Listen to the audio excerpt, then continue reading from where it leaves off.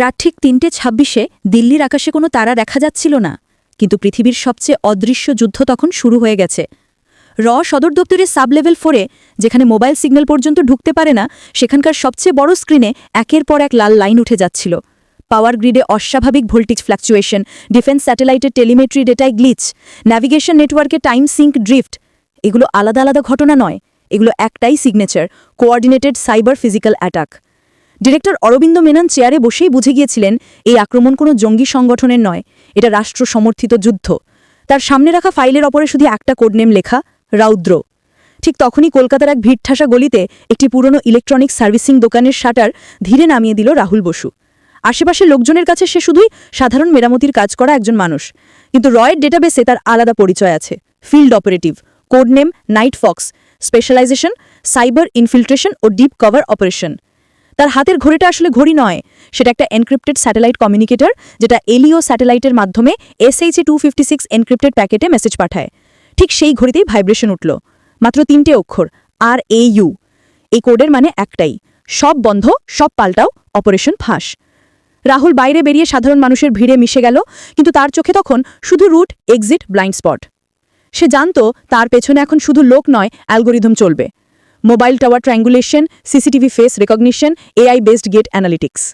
তাই সে মোবাইলটা একটি চলন্ত বাসের সিটের নিচে ফেলে দিল, নিজের জ্যাকেট বদলে নিল রাস্তার এক দোকানের সামনে, আর হাঁটতে হাঁটতে মানুষের ধর ভেঙে ঢুকে পড়ল শিয়ালদহ স্টেশনের অন্ধকার প্ল্যাটফর্মে। দিল্লিতে তখন রয়ের সাইবার সেল ঘাম ঝরাচ্ছে। আক্রমণের কোড বিশ্লেষণ করে বোঝা যাচ্ছে শত্রু কোয়ান্টাম রেজিস্ট্যান্ট এনক্রিপশন ব্যবহার করছে, অর্থাৎ এটা কোনো সাধারণ হ্যাকার গ্রুপ নয়। ডেটা প্যাকেটের ভেতরে লুকিয়ে আছে লজিক বোমা, যেগুলো সঠিক সময় সক্রিয় হলে একসঙ্গে ব্ল্যাকআউট, রেল সিগন্যাল ফেল, এমনকি মিসাইল গাইডেন্স সিস্টেমও বিভ্রান্ত হয়ে যেতে পারে। মেননের সামনে দাঁড়িয়ে এক অফিসার নিচু গলায় বলল, স্যার, এই কোডে আমাদের নিজের পুরনো অ্যালগোরিদমের ছাপ আছে। মেননের বুকের ভেতর একটা ঠান্ডা স্রোত বয়ে গেল। রাউদ্র কখনো বাইরের জন্য ছিল না। রাহুল সেই রাতে ট্রেনে ওঠেনি। সে জানত স্টেশন এখন মৃত্যু ফাঁদ।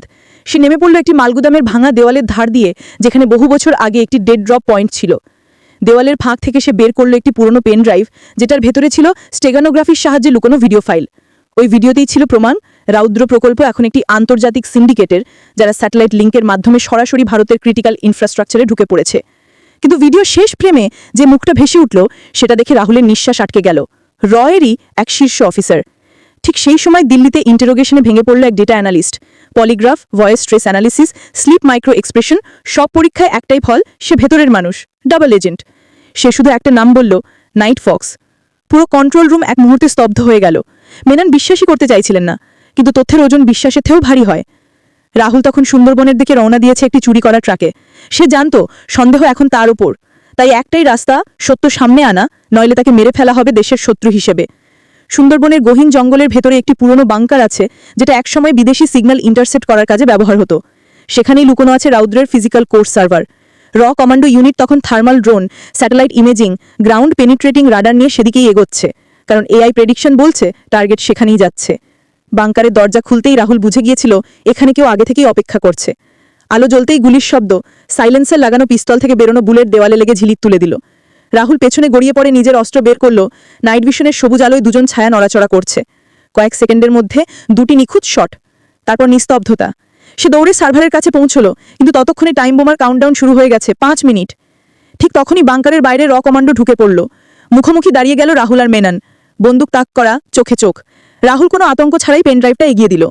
মেনন সেটা সিস্টেমে ঢোকাতেই স্ক্রিনে ফুটে উঠল সেই ভিডিও, রাউদ্র প্রকল্পের পুরনো ফুটেজ, আর মাঝখানে স্পষ্ট প্রমাণ কিভাবে রাজনৈতিক চাপে প্রকল্পের একটি অংশ গোপনে অন্য হাতে চলে যায়। আর সেই ভুলটাই আজ ভারতের গলার কাছে ছুরি হয়ে দাঁড়িয়েছে।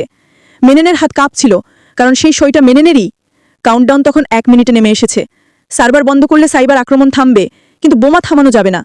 রাহুল চিৎকার করে বলল, স্যার, আপনাকে বেরিয়ে যেতে হবে, সার্ভার আমি বন্ধ করছি। মেনন 1 সেকেন্ড দেরি করলেন, তারপর কমান্ডারদের নিয়ে পেছনে সরে গেলেন। রাহুল দ্রুত কোড ডিসকানেক্ট করল। পুরো দেশের পাওয়ার গ্রিডে এক মুহূর্তের জন্য ব্ল্যাকআউট নামল, তারপর আবার সবকিছু নিয়ন্ত্রণে ফিরে এলো। আক্রমণ থেমে গেছে, কিন্তু বোমার কাউন্টডাউন থামেনি। শেষ 10 সেকেন্ডে রাহুল শুধু একবার আকাশের দিকে তাকালো, যেন অন্ধকারেও সে দেশের মানচিত্রটা দেখতে পাচ্ছে। বিস্ফোরণ এত শক্তিশালী ছিল যে সুন্দরবনের আকাশ রাতেও আলোকিত হয়ে উঠল। পরের দিন খবরের কাগজে শুধু লেখা হলো, অজ্ঞাত বিস্ফোরণে একটি পরিত্যক্ত বাংকার ধ্বংস, বড়সড় বিপর্যয় এড়ানো সম্ভব হয়েছে। কারো নাম নেই, কারো মুখ নেই। সদর দপ্তরের গোপন দেওয়ালে শুধু একটি নতুন নাম যুক্ত হলো, দেশের জন্য অদৃশ্য হয়ে যাওয়া আরও হাজারো নামের পাশে নাইট ফক্স। মেনান সেই নামটার সামনে কিছুক্ষণ দাঁড়িয়ে রইলেন, তারপর সেলুট করলেন, কারণ যুদ্ধ এখানে শেষ হয় না, শুধু যোদ্ধারা বদলায় আর দেশের অস্তিত্ব রক্ষা হয় তাদের নিঃশব্দ আত্মবিসর্জনে।